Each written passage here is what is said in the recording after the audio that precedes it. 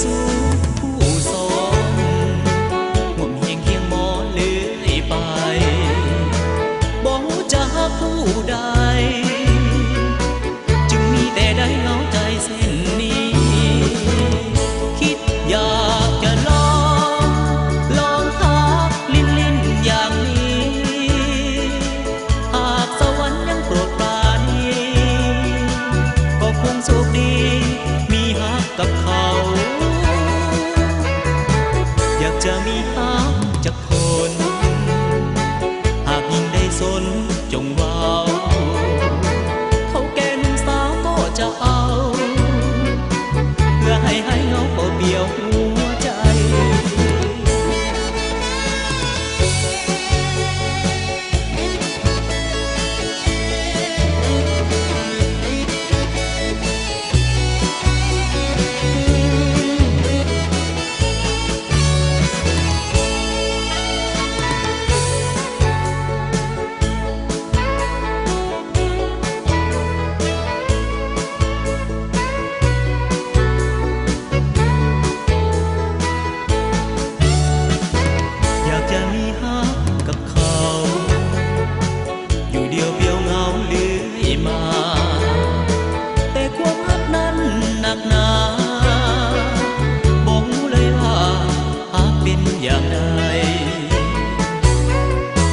อยากจะมีสู่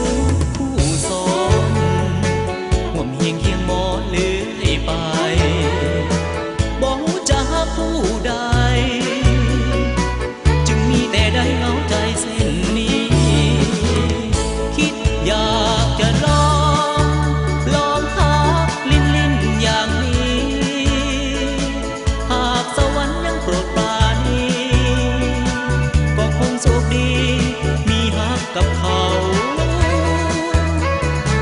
อยากจะมีฮักจากคนหากยิ่งได้สนจงเว้าเขาแก่นสาวก็จะเอาเพื่อให้เหงาเป่าเปี่ยวหัวใจเพื่อให้เหงาเป่าเปี่ยวหัวใจเพื่อให้เหงาเป่าเปี่ยวหัว